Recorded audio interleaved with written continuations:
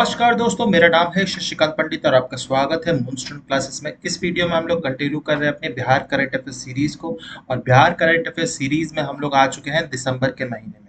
और दिसंबर के महीने में ये सबसे पहली वीडियो है। दिसंबर के महीने के दो पार्ट्स आएंगे, ठीक है। ये आप पहला पार्ट देख रहे हैं, दूसरा पार्ट भी जल्दी आ जाएगा। इससे पहले की जो वीडियोस है अगस्त सितंबर अक्टूबर महीने के, अगर आप करंट अफेयर्स नहीं देखे हैं तो उसका जो लिंक है वो आपको डिस्क्रिप्शन बॉक्स में एंड साथ ही साथ कमेंट बॉक्स में भी मिल जाएगा, ठीक है।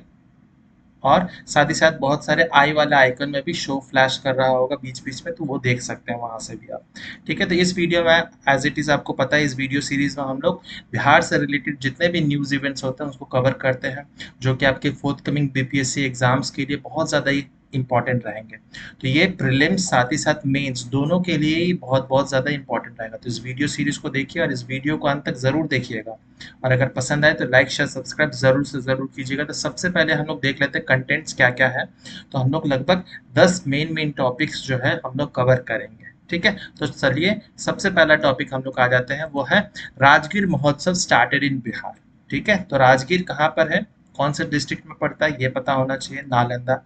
तो राजगीर महोत्सव जो है 30 नवंबर को, डेट क्योंकि बहुत ज़्यादा बिहार वाले एग्जाम्स में पूछे जाते हैं, डेट याद रखिए, नवंबर 30 2023, ठीक है।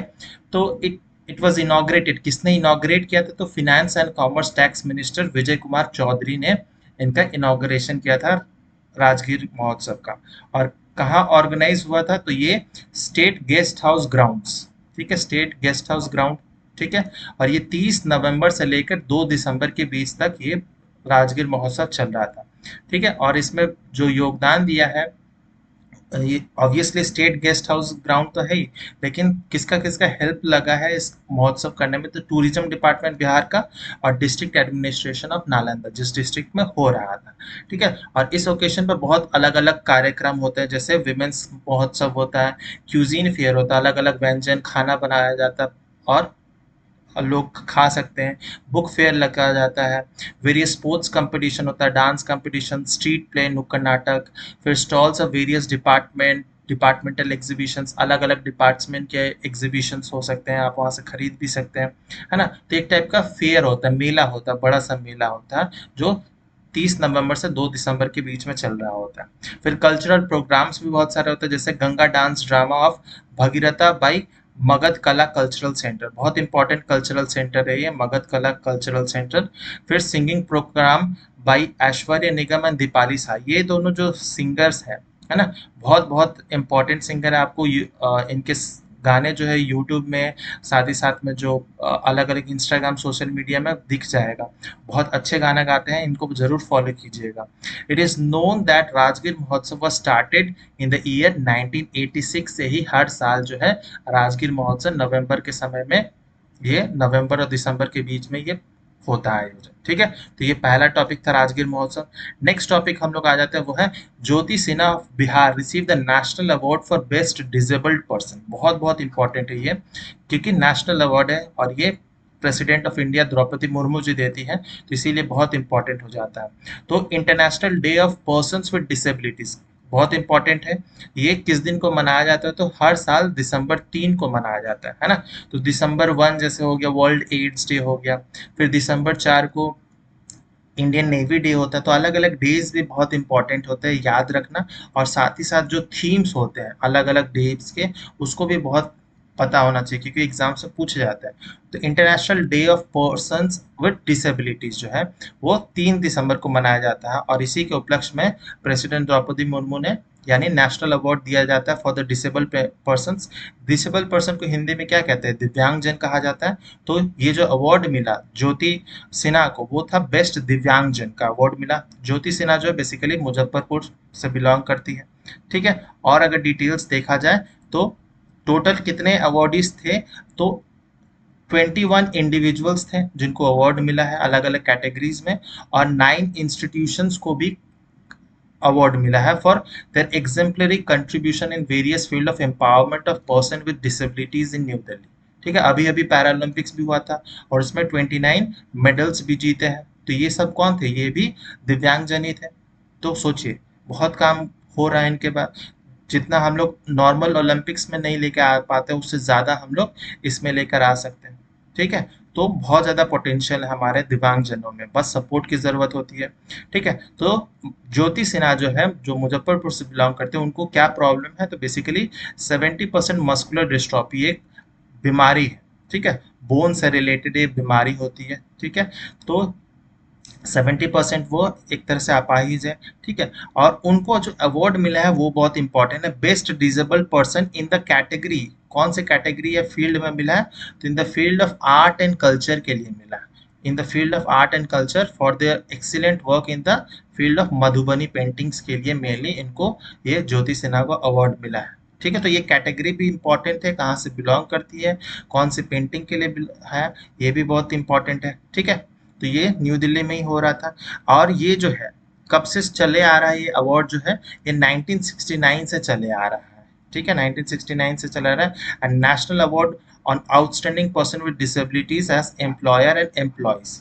ठीक है, और ये इसीलिए किया जा रहा है, क्यों, और मेन ऑब्जेक्टिव क्या है इस अवार्ड देने का, focusing public attention on issues related to persons with disabilities. Normally क्या होता है, जिसको भी डिसेबिलिटीज हो जाता है, हम लोग उनको सही नज़रों से नहीं देखते हैं या उतना सपोर्ट नहीं करते हैं, उनको मान लेते हैं धरती का एक तरह से बोझ मान लेते हैं। ये सब गलत धारणाएं हैं। अगर उनको थोड़ा बहुत सपोर्ट मिलेगा तो वो बहुत कुछ आगे कर सकती है ना। देख सकते हैं अभी ओलंपिक्स में, पैरालंपिक्स में कितना अच्छा अच्छा परफॉर्मेंस हो रहा है। ठीक है, तो बहुत बहुत इंपॉर्टेंट है। नेक्स्ट टॉपिक पे हम लोग आते हैं, वो है dates announce for panchayat by election in Bihar. ठीक है, तो बाईपोल्स के लिए, पंचायत बाईपोल्स के लिए डेट अनाउंस किए गए हैं। तो बिहार स्टेट इलेक्शन कमीशन, ठीक है, तो जो पंचायत का इलेक्शन होता है वो डेट अनाउंस कौन करता है, तो बिहार का स्टेट इलेक्शन करता है। इलेक्शन कमीशन ऑफ इंडिया नहीं करता है पंचायत के लिए, ये पता होना चाहिए, सब बेसिक चीजें हैं। तो ये कब अनाउंस किया, तो दिसंबर 4 को। ठीक है, डेट्स याद रखिएगा। फिर नंबर्स पे बहुत पूछे जाते हैं, तो कितने सीट्स के लिए है पंचायत के, तो 1675 सीट्स के लिए ये अनाउंस किया गया है। ठीक है, वोटिंग किस दिन को फिक्स किया गया है, तो 28 दिसंबर 2023 को फिक्स किया गया है।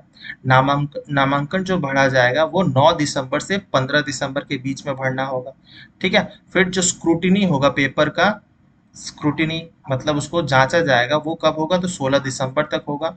और अगर किसी को विड्रॉल करना है अपना नॉमिनेशन, तो वो 20 दिसंबर से पहले नॉमिनेशन विड्रॉल कर सकता है। ठीक है, फिर अंडर द पंचायत इलेक्शन में अलग अलग पोस्ट के लिए हो रहा है, जैसे जिला परिषद मेंबर के लिए, ग्राम पंचायत मुखिया के लिए हो रहा है, ग्राम कचहरी सरपंच, पंचायत समिति मेंबर, ये सब अलग अलग मेंबर्स के लिए हो रहा है। तो ये डेटा देख सकते हैं। सबसे जिला परिषद मेंबर जो डिस्ट्रिक्ट लेवल पे होता है वो कितने पोस्ट के लिए, तो 4 पोस्ट के लिए। ठीक है, फिर 21 जो है ग्राम पंचायत मुखिया के लिए हो रहा है। ठीक है, ये पूरे बिहार के लिए बता रहा हूँ मैं। फिर 36 फॉर ग्राम कचहरी सरपंच के लिए हो रहा है, 20 for panchayat samiti members, 353 for gram panchayat member, and 1241 post for gram kachahari panch के लिए हो रहा है। तो ये सारा डेटा आपको याद रखना होगा। ठीक है, मेन तो डेटा आपको 4 पोस्ट फॉर जिला परिषद मेंबर एंड ग्राम पंचायत मुखिया, ये दोनों के लिए तो याद रखना ही पड़ेगा। ठीक है, रिजल्ट कब तक आएगा, तो 28 दिसंबर को तो वोटिंग होगा 7 बजे सुबह से लेकर 5 बजे तक का, एंड जो वोट्स काउंट किए जाएंगे वो होगा दिसंबर 30 को होगा। ठीक है, तो ये तो हो चुका है, हम लोग 2024 में ये वीडियो रिकॉर्ड हो रहा है। ठीक है, तो इसका रिजल्ट तो आ ही चुका होगा। फर्दर जो आने वाले वीडियो सुनूंगा उसमें इसका मैं रिजल्ट के बारे में भी डिटेल में बता दूंगा। नेक्स्ट टॉपिक हम लोग कवर करेंगे वो है 2 day global investor summit in Bihar from December 13। इसके बारे में बहुत सारे प्रीवियस वीडियो में भी मैंने बताया था, बहुत सारे समिट्स के बारे में। ठीक है, तो बिहार इंडस्ट्री डिपार्टमेंट मिनिस्टर कौन है, ये इंपॉर्टेंट है, Sameer Mahaseth, and information public relation जो मिनिस्टर है संजय झा। इन दोनों ने मीडिया को बताया कि बिहार बिजनेस कनेक्ट 2023 या ग्लोबल इन्वेस्टर समिट जो है वो आयोजन होने वाला है। ठीक है, तो जिसमें 600 से ज़्यादा एंटरप्रेन्योर्स जो है इंडिया के अलग अलग स्टेट से, बिहार से, फिर आसपास के फॉरेन कंट्रीज से भी या अलग अलग कंटिनेंट से भी लोग जो है एंटरप्रेन्योर्स बिजनेसमैन आएंगे इसमें बिहार के इन्वेस्टर समिट पार्टिसिपेट करने के लिए।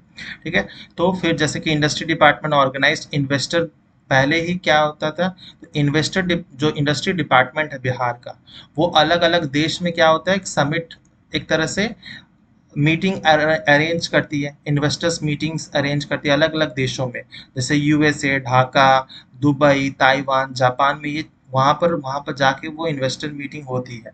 ऐसा नहीं होता कि एक दिन में किसी का मन हुआ कि बिहार में इन्वेस्ट करना है, वो आया पैसा लगा दिया, ऐसा नहीं होता। उसके पीछे बहुत सारी मीटिंग्स होती हैं। तो पहले जिस जिस देश को बुलाना था वहाँ पर जाके मीटिंग हुई है, फिर उनको समझाया गया कि बिहार में कितना पोटेंशियल है, किस किस फील्ड में पोटेंशियल है। फिर अगर वो राजी होते हैं, वैसा एनवायरनमेंट मिलता है बिजनेस के लिए, तब वो जाकर वो फाइनली आते हैं बड़े समिट में, जहाँ पर चीफ मिनिस्टर, अलग अलग industries minister, finance minister present होते हैं। ठीक है, तो ये जो होता है फाइनल मीटिंग होती है। इससे पहले बहुत सारी मीटिंग्स हो चुकी होती है। फिर इसके लिए क्या, रोड शोज भी बहुत अलग अलग सिटीज में किए गए थे, न्यू दिल्ली, चंडीगढ़, मुंबई, बैंगलोर, चेन्नई, हैदराबाद, कोलकाता में। ठीक है, तो फॉरेन कंट्री से लगभग 22 कंट्री से एंटरप्रेन्योर्स, बिजनेसमैन आएंगे बिहार बिजनेस कनेक्ट समिट में। USA, Germany, Hungary, UAE, Hong Kong, Japan, Taiwan, Bangladesh, ये सब कुछ कंट्रीज हैं। ठीक है, मेन जो सेक्टर्स है, 4 सेक्टर्स में बहुत ज़्यादा रुचि दिखा रहे हैं इन्वेस्टर्स, और बिहार में बहुत ज़्यादा पोटेंशियल दिखाया जा रहा है। वो है टेक्सटाइल, लेदर से रिलेटेड, फूड प्रोसेसिंग से रिलेटेड, फिर आईटी वाला डिपार्टमेंट जो हो गया, और जनरल मैन्युफैक्चरिंग हो गया। ये 4 सेक्टर्स हैं जिसमें बहुत ज़्यादा रुचि दिख रही है इन्वेस्टर्स को। ठीक है, तो ये बहुत बहुत इम्पॉर्टेंट है। इसका जो फल है आने वाले 2-3 साल में हमें नजर आएगा। ठीक है, ऐसा जल्दी इतना तो नहीं होगा। नेक्स्ट टॉपिक हम लोग कवर करेंगे वो है, for the first time in the country a transgender was made a senate member in Patna university. बहुत इंपॉर्टेंट है, ये बनना बहुत ज़्यादा ज़रूरी भी है। ठीक है, तो बिहार गवर्नर और चांसलर, पटना यूनिवर्सिटी के चांसलर कौन है? ठीक है, तो राजेंद्र विश्वनाथ आर्लेकर, जो बिहार के गवर्नर भी है। तो he has nominated transgender Reshma Prasad, नाम याद रखिएगा, a member of senate of Patna university. ठीक है, तो उनको एक मेंबर बनाया गया है, और ये पहली ट्रांसजेंडर बिलोंग करती है जो एक सेनेट मेंबर बनती है। एंड ये जो नॉमिनेशन है, ये 3 साल के लिए मेंबर बनी रहेगी।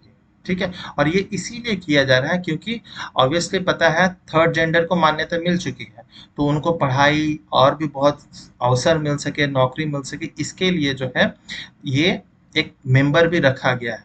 क्योंकि अगर मेंबर उस कमिटी में या उस सेनेट में अगर वैसा मेंबर नहीं रहेगा तो उनके बारे में सोचेगा कौन, है ना? उस तरह से सोच कौन पाएगा? तो इसीलिए बनाना बहुत ज़्यादा ज़रूरी है। अगर कोई मान लेता है कि फीमेल ओरिएंटेड कुछ प्रॉब्लम है, तो फीमेल ओरिएंटेड मेंबर होना ज़रूरी है ना। उसी तरह से एक ट्रांसजेंडर वुमेन, सॉरी, एक ट्रांसजेंडर होना बहुत ज़्यादा ज़रूरी है। ठीक है, तो the problem of transgenders in the field of higher education, ज़्यादा से ज़्यादा जो ट्रांसजेंडर होती है क्लास 5, 6, 7 तक थोड़ी बहुत पढ़ लिख लेते हैं लोग, उनको हायर एजुकेशन का मौका नहीं मिलता है, नौकरियां नहीं मिल पाती हैं उसी कारण से, फिर इसीलिए आपको रास्ते पे, ट्रेन में, बसेस में दिख जाती है पैसा मांगते हुए। तो वो खराब ज़रूर लगता है, लेकिन अगर उनको हम लोग अवसर नहीं देंगे, उनको अपने साथ नहीं लेकर चलेंगे तो कैसे होगा? रेशमा प्रसाद जो है वो पटना के ही रेसिडेंट है, और वो बहुत सालों से काम कर रही है in the field of education, social and economic upliftment of the transgenders के लिए। ठीक है, और इनका जो सोशल ऑर्गेनाइजेशन है ये भी इंपॉर्टेंट है याद रखने के लिए, दोस्ताना सफर। दोस्ताना सफर पटना में आपको मिल जाएगा। ठीक है, और इसी कारण से जो गवर्नमेंट है, सेंट्रल गवर्नमेंट ने भी गरिमा गृह जो है वो बना के रखा है फॉर द ट्रांसजेंडर। और ये कहाँ बना है? तो खगौल जो पटना में है वहां पर बना हुआ, और यहाँ पर मेनली जो शेल्टरलेस ट्रांसजेंडर है वो लोग वहां पर रह सकते हैं गरिमा गृह में। तो ये सेंट्रल गवर्नमेंट ने बनाया है, बेसिकली स्टेट गवर्नमेंट नहीं बनाया है। ठीक है, तो यहाँ ये भी टॉपिक कंप्लीट करता है। नेक्स्ट टॉपिक हम लोग आ जाते हैं, Bihar Abhay registered in Guinness world record for the third time, Abhay Kumar. ठीक है, तो बहुत ये भी इंपॉर्टेंट न्यूज है। अभय कुमार जो रेसिडेंट है Ghazipur of Dashahari block in Vaishali district of Bihar, जो वैशाली डिस्ट्रिक्ट से बिलोंग करते हैं, तीसरी बार ये अपना नाम जो है Guinness book of world record में इनका दर्ज होता है। ठीक है, और ये किस लिए होता है? तो ये होता है इनके माइंड के लिए, इनकी जो याद रखने की मेमोरी पावर के लिए है ना। तो ये जो है फॉर आंसरिंग 19 कैलेंडर डेट्स, ठीक है, 19 calendar dates in 1 minute of 10,000 year randomized by the computer. तो पिछले 10,000 साल पुराना वो कैलेंडर डेट्स, वो 1 मिनट में कितना रिकॉग्नाइज कर पाते, सही बोल पाते, तो 19 बार बोल पाते हैं। ठीक है, मतलब क्या है, कंप्यूटर में वो अलग अलग रैंडमाइज्ड पिछले 10,000 साल का वो शो करेगा, डेट शो करेगा। तो उस दिन बताना कि वो कौन सा दिन था। ठीक है, तो वो सब जो याद रखना है ना, तो ये सब कैसे किए हैं, इसके लिए ही इनको जो Guinness book of world record है तीसरी बार हुआ है। पहला बार जो हुआ था, ये जो पहला ही इनका रिकॉर्ड था, यही रिकॉर्ड था, यही सेम किया था काम इन्होंने। वो उसमें था कि 16 कैलेंडर डेट्स वो कर सकते थे 1 मिनट में, लेकिन इसी रिकॉर्ड को उन्होंने तोड़ा है और 19 कैलेंडर डेट्स वो याद कर सकते हैं, बोल सकते हैं फॉर 1 मिनट्स। ये तो हो गया दो गिनीज बुक वर्ल्ड रिकॉर्ड्स, ठीक है। और तीसरा जो था, he has created a record by identifying passports of different 91 countries in 1 minutes। ठीक है, तो 1 मिनट में वो 91 कंट्रीज का अलग अलग पासपोर्ट जो है वो आइडेंटिफाई कर सकते हैं। ठीक है, तो इसके लिए ये 3 गिनीज बुक में वर्ल्ड रिकॉर्ड है इनका। ठीक है, तो Abhay is imparting special techniques to the student to increase their memory power, स्मृति सुधार। ठीक है, तो अलग अलग टेक्निक्स बताते हैं जिससे स्टूडेंट्स के बेसिकली जो कॉम्पिटिटिव एग्जाम्स की तैयारी कर रहे हैं या अन्य किसी की भी तैयारी कर रहे हैं, वो अपना मेमोरी पावर को बढ़ा सकते हैं, कम समय में याद कैसे रख सकते हैं और लंबे समय के लिए याद रख सकते हैं। इसीलिए उन्होंने बहुत सारे ऐप भी लॉन्च किया हुआ, जैसे एस्पिरेंट जेट, एंड वेबसाइट भी है aspirantjet.com करके है। ठीक है, तो ये आप ऐप और वेबसाइट विजिट कर सकते हैं, देख सकते हैं।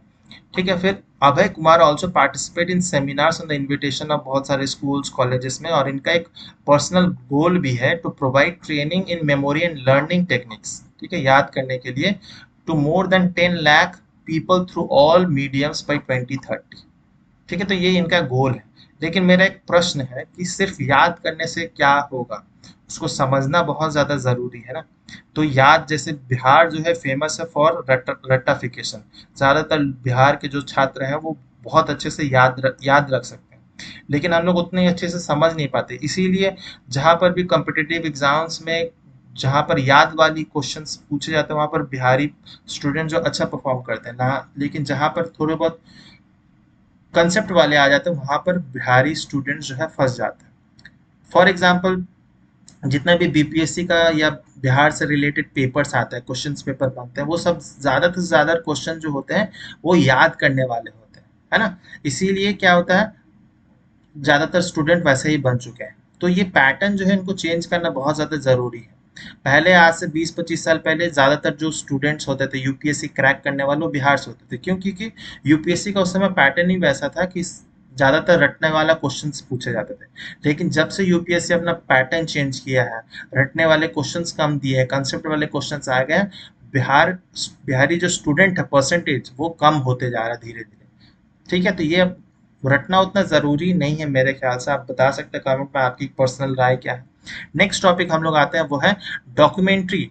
डॉक्यूमेंट्री किस पे? Weavers of hope, based on the weavers of Gaya's Patwa group won UNESCO award. ठीक है, तो एक डॉक्यूमेंट्री बनी थी जिसका नाम है वीवर्स ऑफ होप। इनको, इस डॉक्यूमेंट्री को मेनली यूनेस्को अवार्ड मिला है। और ये जो वीवर्स ऑफ होप, ये किस पे बेस्ड है? तो जो पटवा टोली है गया में, गया जिला में वीवर्स पटवा टोली, उस पे बेस्ड है। ठीक है, तो वहाँ की लाइफ से बेस्ड है। तो फिल्म का जो डायरेक्टर है सिंजन चटर्जी, ठीक है, उन्होंने डायरेक्शन किया है और ये उसी पे बेस्ड है, पटवा टोली नियर गया।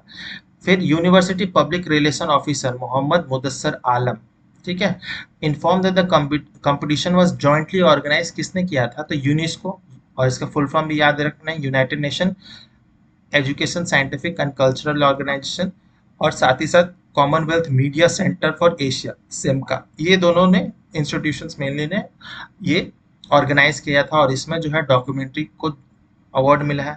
Student of the department of mass communication and media of central university of south Bihar, ठीक है, ये सेंट्रल यूनिवर्सिटी है south Bihar, made an important contribution in the film, in the production of the film में भी इन्होंने भी बहुत ज़्यादा इंपॉर्टेंट रोल प्ले किया है। तो डायरेक्टर का रोल ऑब्वियसली नाम याद रखना है। और वीवर्स ऑफ, ऐसे आराम से क्वेश्चन बन सकता है, वीवर्स ऑफ होप डॉक्यूमेंट्री कहाँ, कौन से डिस्ट्रिक्ट से बिलोंग करता है, किस पे बेस्ड है। ठीक है, फिर प्रोडक्शन में भी बहुत सारे नाम है, इतना नाम इंपॉर्टेंट नहीं है, लेकिन डायरेक्टर का नाम जो है सिंजन चैटर्जी, वो याद रखना बहुत जरूरी है।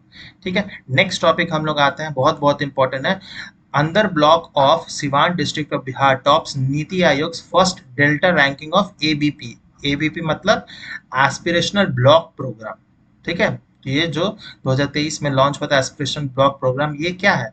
एस्पिरेशनल डिस्ट्रिक्ट प्रोग्राम जो पहले से चलते आ रहा है उसी की तरह एस्पिरेशन ब्लॉक प्रोग्राम भी है।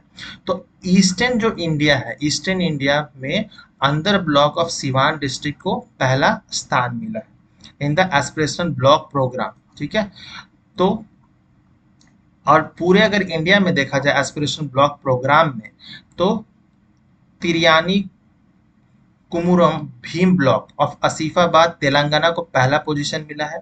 सेकंड पोजीशन जो है Kaushambi block of Kaushambi district of Uttar Pradesh को सेकंड पोजीशन मिला है एस्पिरेशन ब्लॉक प्रोग्राम। ये पूरा ओवरऑल बताया जा रहा है, लेकिन ये जो ब्लॉक प्रोग्राम है एबीपी को, ये अलग अलग जोन्स में डिवाइड किया हुआ है।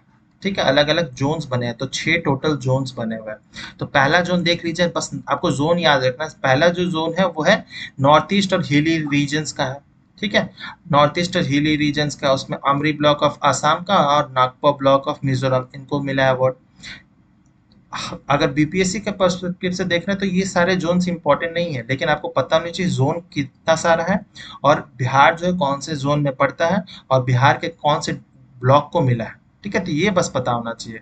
अगर बाकी एग्जाम्स के लिए तैयारी कर रहे हैं तो आप सारे जोन्स याद रख सकते हैं। ठीक है, तो सेकंड जोन जो है वो नॉर्थ इंडियन स्टेट्स के लिए है। तीसरा जो जोन है वो साउथ इंडियन स्टेट्स के लिए है। चौथा है वेस्टर्न इंडियन स्टेट्स के लिए है, जैसे महाराष्ट्र और गुजरात के लिए है। एंड पांचवा जो जोन है वो सेंट्रल इंडिया के लिए है, महाराष्ट्र, मध्य प्रदेश एंड छत्तीसगढ़ वाले रीजन के लिए है। And eastern zone Bihar, West Bengal, Jharkhand and Orissa जो है ये ईस्टर्न जोन में आ जाता है, जो जोन 6 है। इसमें जो है अंदर ब्लॉक ऑफ सिवान डिस्ट्रिक्ट, ठीक है, और रामगढ़ इन दुमका, ठीक है, Ramgarh in Dumka in Jharkhand were at the top position. ठीक है, तो ये जो है रामगढ़ इन दुमका इन झारखंड और अंदर इन सिवान डिस्ट्रिक्ट को फर्स्ट पोजीशन और दुमका वाले को सेकंड पोजीशन मिला। जो प्राइज मनी है फॉर फर्स्ट पोजीशन है 1.5 करोड़ है और फॉर सेकंड पोजीशन के लिए 1 करोड़ है। ठीक है, तो ये जो किस लिए किया जा रहा है, तो एस्पिरेशन ब्लॉक प्रोग्राम जो है वो बेस्ड है on the spirit of competitive and cooperative federalism के लिए, प्रमोट करने के लिए, फेडरलिज्म, कोऑपरेटिव फेडरलिज्म को प्रमोट करने के लिए किया जा रहा है। ठीक है, और जो पावर्स है उसको डिसेंट्रलाइज करने के लिए किया जा रहा है। ठीक है, कि पावर्स नीचे वाले लेयर तक पहुंच पाए। ठीक है, इसीलिए एस्पिरेशन ब्लॉक प्रोग्राम हो रहा है। और apart from ABP, ADP ranking for the month of October 2023 भी आया। एडीपी यानी एस्पिरेशन डिस्ट्रिक्ट प्रोग्राम, ये पहले से चलते आ रहा है। इसमें जो है रायगढ़ डिस्ट्रिक्ट ऑफ ओडिशा को फर्स्ट पोजीशन मिला और जमुई डिस्ट्रिक्ट ऑफ बिहार जो है उसको सेकंड पोजीशन मिला है। ठीक है, ये एस्पिरेशनल डिस्ट्रिक्ट प्रोग्राम के लिए है। ठीक है, और ये कब से स्टार्ट हुआ एस्पिरेशन ब्लॉक प्रोग्राम, तो बहुत रिसेंटली है, जनवरी 7 2023 में ये हुआ था। डेट इंपॉर्टेंट है फॉर बिहार एग्जाम्स के लिए मैं बोल रहा हूँ। फिर ABP focuses on improving governance to enhance the quality of the life of the citizen in most difficult and relatively underdeveloped blocks। तो ये सारे blocks जो है या डिस्ट्रिक्ट जो है बहुत ज़्यादा underdeveloped है, इसीलिए उनको चूज किया जाता है और उनको अलग अलग सेक्टर्स में, एजुकेशन, हेल्थ, इन सब सैनिटेशन फैसिलिटीज़ में उनको काम दिया, उनको पैसा मिलता है ताकि उनका डेवलपमेंट हो सके जल्दी जल्दी। ठीक है, तो 500 ब्लॉक्स इन 329 डिस्ट्रिक्ट को जो है एस्पिरेशनल ब्लॉक प्रोग्राम्स में आते हैं। ठीक है, across the 27 states and 4 union territories in India are part of this program। तो ये भी important है आपको रखना। 500 ब्लॉक जो है एस्पिरेशन ब्लॉक प्रोग्राम में है। ठीक है, और टोटल डिस्ट्रिक्ट जो है फॉर एस्पिरेशनल डिस्ट्रिक्ट वो कितना है, तो 329 डिस्ट्रिक्ट्स। ठीक है, तो ये डेटाज इंपॉर्टेंट हो जाता है आपके एग्जाम्स के लिए। नेक्स्ट टॉपिक हम लोग कवर करने वाले हैं, क्योंकि ये नीति आयोग करता है तो ये इंपॉर्टेंट हो जाता है। ठीक है, नेक्स्ट टॉपिक जो है हमारा वो है chief minister attended the 26th eastern regional council meeting. ठीक है, ये भी बहुत इंपॉर्टेंट है। तो ये 26वां ईस्टर्न रीजनल मीटिंग हो रहा था और ईस्टर्न रीजन में 4 स्टेट आते हैं। ठीक है, बिहार, ठीक है, बिहार, झारखंड, ओडिशा और हमारा वेस्ट बंगाल आता है। ठीक है, तो ये सारे 4 स्टेट जो है बेसिकली ईस्टर्न रीजनल काउंसिल में आता है। और जो चेयरमैन कौन थे इसके ईस्टर्न रीजनल काउंसिल, जो होम मिनिस्टर होते हैं वही होते हैं। तो अमित शाह जो होते हैं एट लोकेटेड, कहाँ हो रहा था ये, तो चीफ मिनिस्टर सेक्रेटेरिएट इन पटना में हो रहा था। ठीक है। तो वहां पर ऑब्वियसली नीतीश कुमार जी होस्ट कर रहे थे, तो ऑब्वियसली मीटिंग में जाना ही था। लेकिन बहुत सारे जो चीफ मिनिस्टर है, यानी वेस्ट बंगाल के जो चीफ मिनिस्टर है, वो अटेंड नहीं किए थे। और ये जो 26वां ईस्टर्न रीजनल मीटिंग हो रहा है, लेकिन बिहार में कितना बार हुआ है, तो सिर्फ 5वीं बार हुआ है। ठीक है। ये जो हो रहा था मीटिंग, वो बिहार में 5वां बार हो रहा था। इससे पहले कब कब हुआ है, तो 1958 में हुआ है, 1963, 1985 और 2015। 2015 के बाद में 2023 में हुआ है। ठीक है। तो ये 5वां मीटिंग था eastern regional council, obviously Patna में हुआ था। And ministers and senior official of Bihar, Jharkhand and Odisha, West Bengal attended the meeting. और इसमें बहुत इंपॉर्टेंट है कि चीफ मिनिस्टर नीतीश कुमार जी ने अपने भाषण में क्या क्या कहा, वो बताना बहुत ज़्यादा ज़रूरी है। ज़्यादातर उन्होंने बात की है कास्ट बेस्ड सेंसस की। उन्होंने बताया कि हम लोग कास्ट बेस्ड सेंसस कैसे किए हैं, और कास्ट बेस्ड सेंसस के अकॉर्डिंग जो है बिहार का जो पॉपुलेशन है 13.7 लाख 25,000 है। मतलब यानी 13 करोड़ से भी ज्यादा जो है बिहार का पॉपुलेशन हो चुका है। तो क्योंकि हमें सेंसस तो हुआ नहीं है, सेंसस 2021 ऐसा कुछ हुआ नहीं है, हमारा जो पुराना डेटा चलते आ रहा है 2011 का, और ये होगा भी नहीं। ठीक है। तो इससे एटलीस्ट जो कास्ट बेस्ड सेंसस हुआ, उससे हमें पता तो चल गया बिहार का पॉपुलेशन एक्चुअल में है कितना।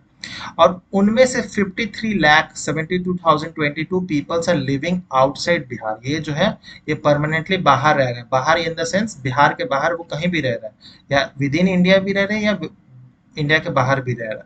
और सिर्फ 12 करोड़ 53 लाख जो है, 53 पीपल जो है, वो बिहार में रह रहे हैं। और इनमें भी जो लोग हैं 12 करोड़ में भी, ये भी क्या है, ये भी माइग्रेट करते रहते हैं और आते जाते रहते हैं एक तरह से। ठीक है। तो मोस्ट ऑफ द पीपल जो है वो आते जाते रहते हैं।